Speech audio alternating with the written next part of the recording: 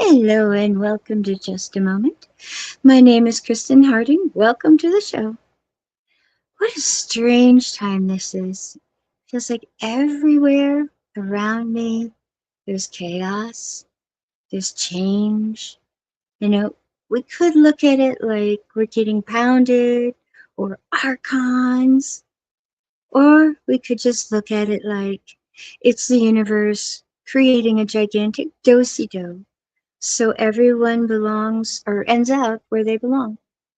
And that's how I am choosing to look at it because, oh my goodness, have things been changing for us? All for the good, mind you, but chaos. And I know a few people out there that still need some prayers. So just know that if you are one of them, I kind of do blanket prayers for anyone who might be listening. So even if you're listening on the replay, welcome.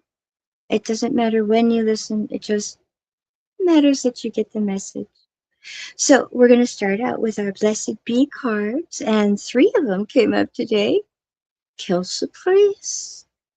So the first one is a blessing from your ancestors. A blessing to bring you the gifts and guardianship of your ancestral family. Within your bloodline and within your spiritual line, there are thousands of relatives who care for you and whose cells now sing within your own body. You are their future dream. You carry forward the hopes of your distant and most ancient family. They have seen so much, yes, in other times and faraway places, but they come to you now and bless you with all of the wisdom of their experiences, making you the sum total of 1,000 wise ones. Call upon the wisdom of the blood, the old ones who stand behind you, supporting and holding you, clearly giving to you the knowledge that experience taught them. Let only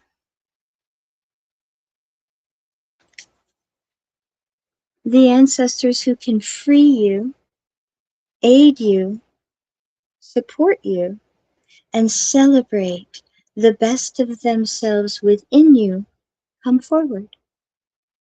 And may the ailments and regrets of those who have gone before teach you what not to do this time.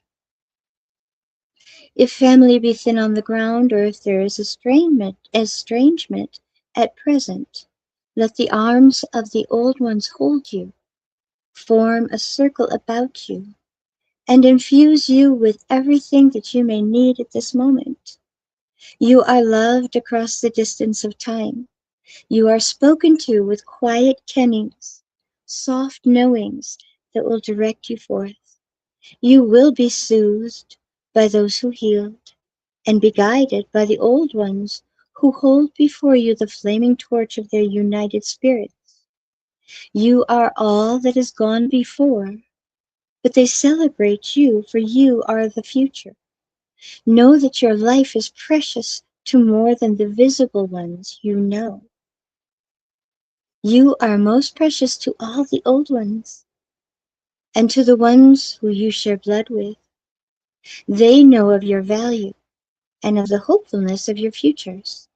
May you be blessed, and may you have with you the essence of the elder, the teacher, the one who knows, the one who shares it with the young, the one who keeps the skills alive inside you and all about you. Blessed be. So that was the first one. And again, we are reading in the beginning from the Blessed Bee book by Lucy Cavendish. And that was the blessing from your ancestors. The second one is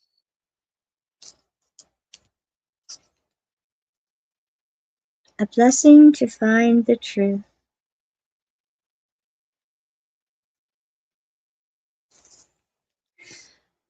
A blessing to discover the truth in a situation so that you can make can make choices with full awareness. A blessing on this time and on you, so that the truth can be told and thus pour down upon you its unique freedoms. May you be blessed with knowing the truth of your own soul, and let the transformative powers of truth bring you the light, so that what was once obscured now begins to shine, and what was uncertain now becomes defined, sure, glittering in its certainty. Let the blessings of truth be your liberty now, for with the truth there is the growth of wings that lift you up and beyond the current burdens that have kept you grounded. Let the speaking of the truth bring you comfort. Let the open-hearted honesty of it cure, excuse me, cure any confusion, and let the conviction of your new knowledge bring you the rewards you are so dearly due. Let those who know you, who hear you, be healed by the contact with the purity of your words and yourself, and let no one be in any doubt as to the worth of your words and the quality of your character. There is no need to be anything except your own blessed, perfect, honest, and open self. Revealed to you now is the truth of others, their motives laid bare, without adornment or manipulation. Let the lamp of truth shine into all that was dark and unknown, both within and without, and let the words that you have longed to speak fall freely and without concern from your lips. Truth shall bless you, and you shall bless others. When you show by example the glorious simplicity of living within the power of your own truth, live the truth of your soul, and may the souls that share the truth be blessed forever. Blessed be. All right, now the third one. Amazing that it's three, not. But yeah, it is. So the third one is a blessing for solace and hope.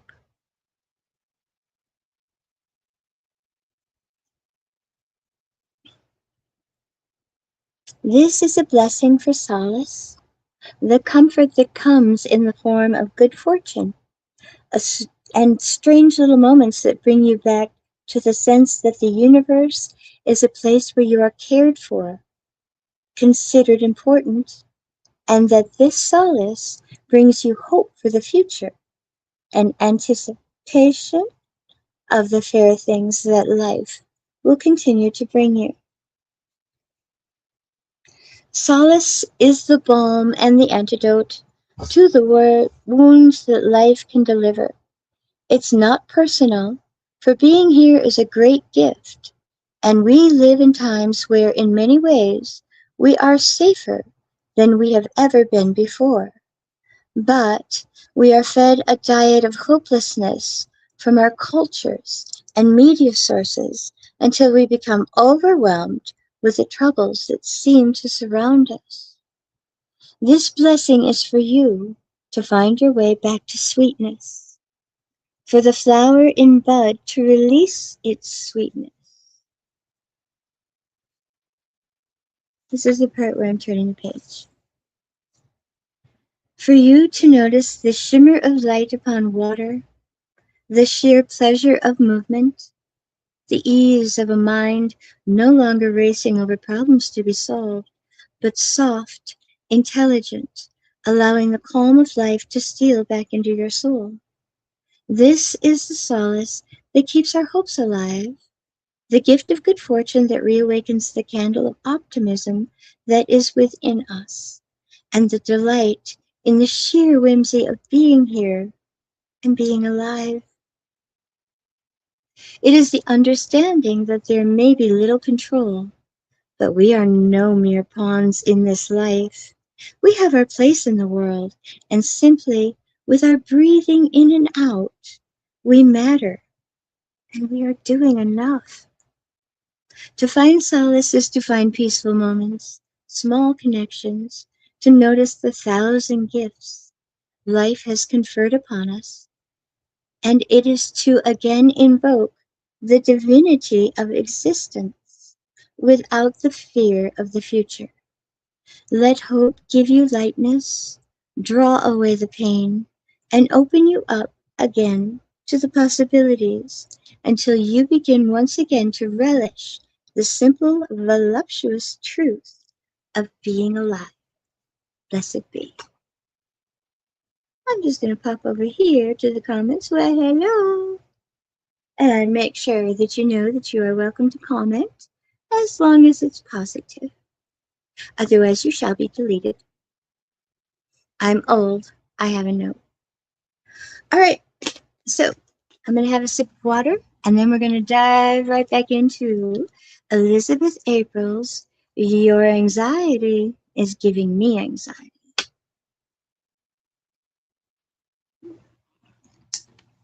And once again, I apologize if the camera angle isn't perfect. I'm holding the book. I'm holding the phone. So if I wasn't strong, I wouldn't be able to do it, right? And somewhere in my packed belongings, there's a podium. And so in the very near future, I may not have this issue anymore. So let us begin. Chapter 4, Drowning in Vibes, Navigating the Present Anxiety. Hey, anxiety ally, do you ever feel like throwing in the towel? Like no matter how hard you try, there's always this underlying sense of overwhelm lurking in the background? The house never stays clean. The bills seem endless. And let's not even get started with the constant doom scroll of global catastrophes.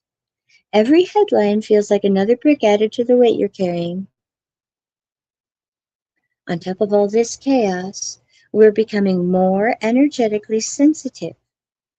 As discussed back in Chapter 2, phenomenon like solar flares affect the electromagnetic frequency around us. And these energetic shifts seem to amplify everything.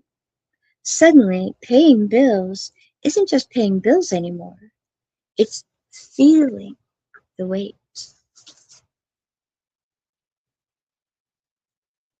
The weight of inflation, financial uncertainty, and the future of the economy are rolled into one.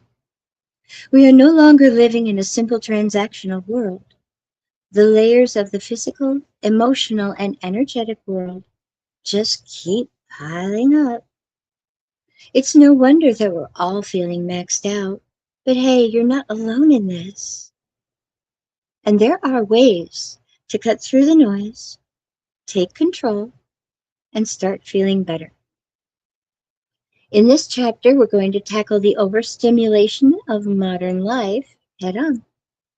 From clearing out the external inputs that weigh us down to embracing tools like cold showers and purposeful discomfort. This is where we start reclaiming our peace. No matter how loud the world gets, we've got this. And we've got each other. So let's figure it out together.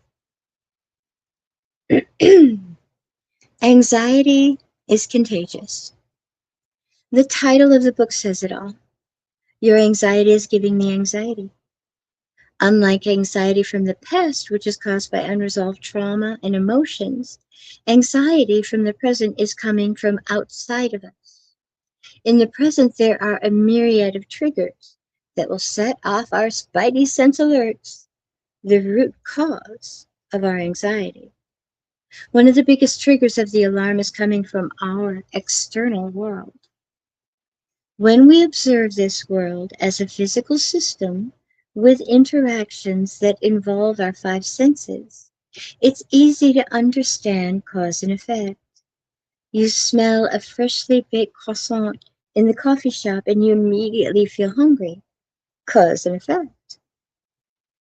When we dive into the intrinsic energetic world and the interactions that trigger our spidey sense, on the other hand, it can be difficult to figure out why we feel a certain way when we can't observe the direct cause of that feeling.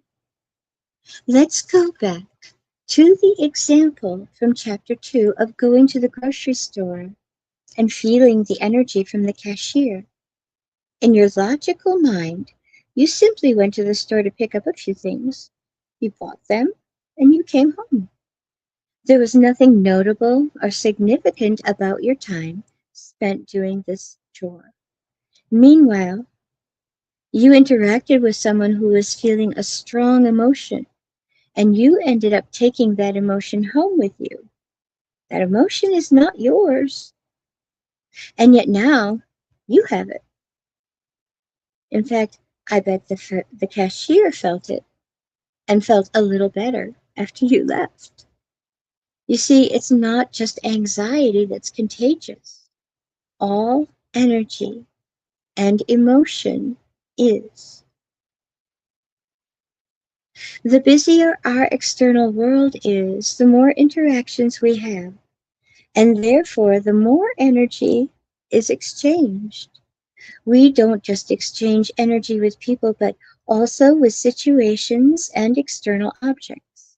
For instance, getting stuck in traffic doesn't mean you're interacting with one specific person and picking up their energy, but the situation itself can still affect us emotionally.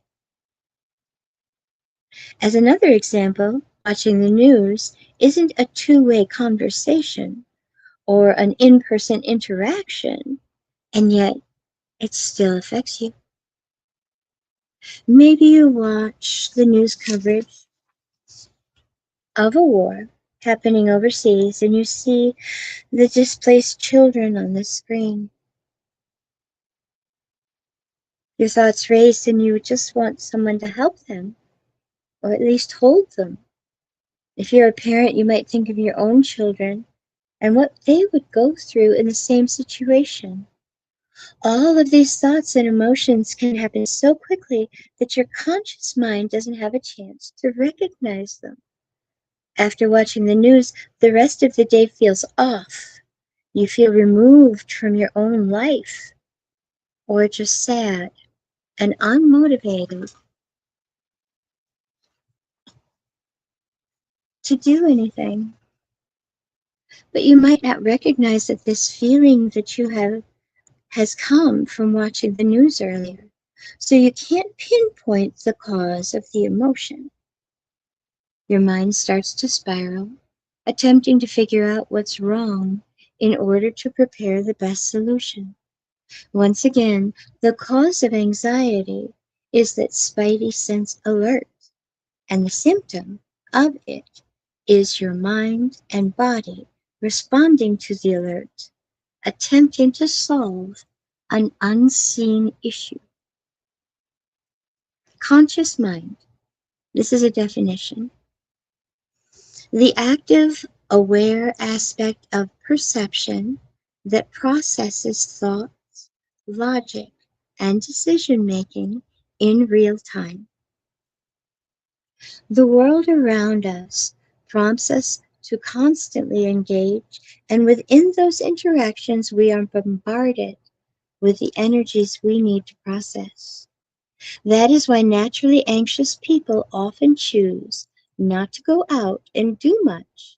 And if we do, we need at least a week or two to recover. But because we have never been taught about the energetic connections around us, our minds only focus on perceived physical threats. It's really the confusion about why the alarm is ringing that creates the majority of the anxiety symptoms.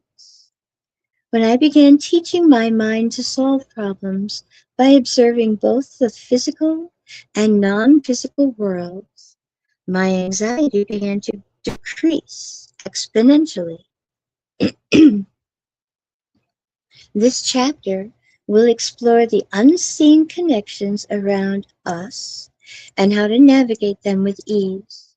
Remember, this book isn't going to stop the daily challenges of life, but instead teach you how to navigate through them without any extra effort or anxiety.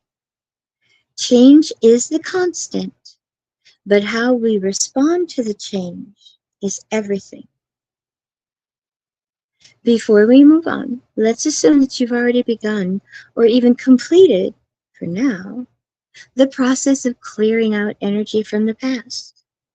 While it's possible to learn new techniques for managing present moment anxiety while still carrying unresolved past issues, until the past is processed, you will continue looping back into old anxiety patterns. This is why addressing the past is essential for breaking the cycle and truly moving forward.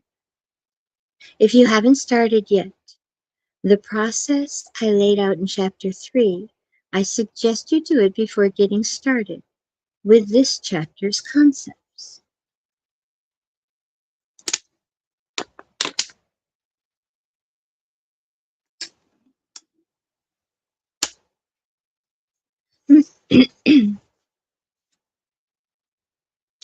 Concepts. There we go. Consumption versus creation. I recently realized that I was wasting a lot of time scrolling on Instagram, and I tried convincing myself that I needed to be on there because it was my main platform to reach people.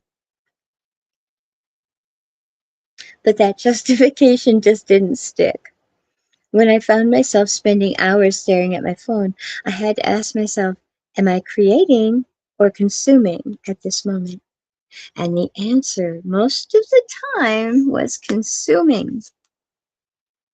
Then I needed to ask the follow-up question, is consuming this content benefiting my overall well-being? And not surprisingly, most of the time the answer was no. I use this technique now as a check-in for myself. The question, am I creating or consuming, is one that I believe that we all need to ask ourselves. As we consume more, we naturally stimulate ourselves more. It could look like consuming content on YouTube, listening to podcasts. Guilty. Matrix Minds. They're awesome. Okay. It could look like consuming content on YouTube, listening to podcasts, or binge watching Netflix. But it could also be buying stuff that we don't need from Amazon, eating that whole bag of chips, and so on. Think of consumption in your life as input. When we input things into our minds, bodies, and souls, it has an effect on us, either negative or positive. We are inputting more than we are outputting. A sort of energetic traffic jam has happened. Our minds and bodies can only handle so much input or consumption. Eventually, there needs to be an output. Think of the oversaturated sponge example from Chapter 2. A dry sponge can only hold so much water before it gets to be too much and it all pours out. In an emotional sense, we can only handle so much emotional input before we need to cry, to talk it out, or otherwise output what we have been processing. Singing, writing, screaming, whatever it takes, right? To move forward. Ah, I lost my spot. There we go. In an ideal world, the consumption and creation ratio would match each other. It means that you wouldn't have to hit the gym to work off the excess calories or pay for therapy to release the excess emotion. When we moderate the input, and we feel healthy, balanced, and aligned. It's like showing up to a clean kitchen to do some cooking. You feel free to move forward rather than spending the time and energy cleaning up your previous mess. Our current world is dominated by consumption, eating more, working more, spending more, and doing more. It never ends. I think so many of us have become trapped in consumption, not only because society pushes it, but because it feels so good in the moment. Escapism. Life is hard. Sometimes you want to escape. I get it.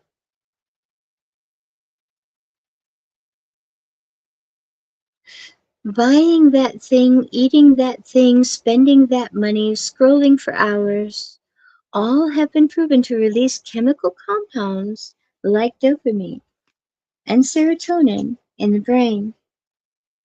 The effect is like getting a hit of a new and potent drug. Eventually, we get used to the feeling, and buying that one thing isn't enough to give us the same hit, so we have to buy more, or eat more, or consume more pointless videos on TikTok and the book, and so on. Consuming overstimulates our physical and mental bodies, leading to overwhelm and therefore anxiety. When we do choose to create something instead of consume, it's not as rapidly rewarding. It takes time, patience, presence, and focus to take action. Making a meal is a great example of creating. Recording a video rather than watching one is a great example of output rather than input. Of course, when we make food, we get to enjoy both the creation and the consumption.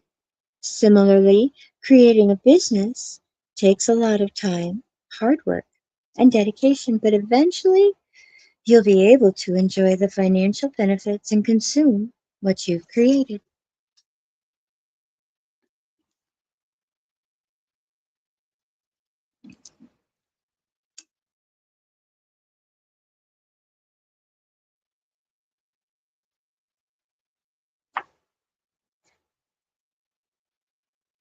What you've created. These days, so many of us want that immediate dopamine hit rather than taking the time to create. When we aren't actively creating our reality through focus and action, we feel unfulfilled. We feel unfulfilled. My goodness. And stuck, and of course, anxious.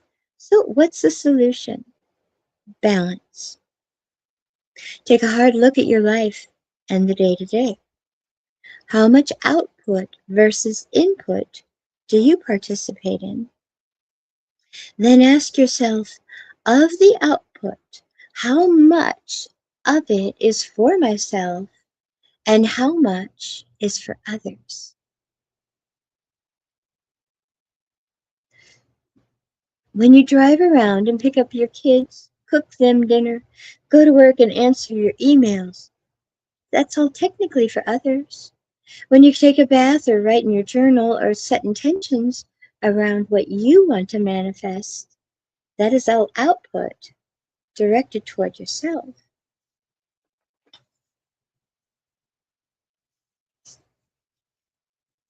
In a lot of ways, distracting ourselves from the real world through the external stimulation and input can be a way to decompress, or it can be placing a band aid over the overwhelm we feel.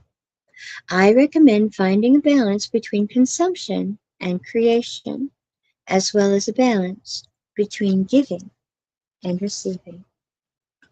I think that is a wonderful place to stop, so I am going to do that. And I'm going to highlight where I left off so that I remember, because I actually have retro. highlighter pens. Okay, so there we are.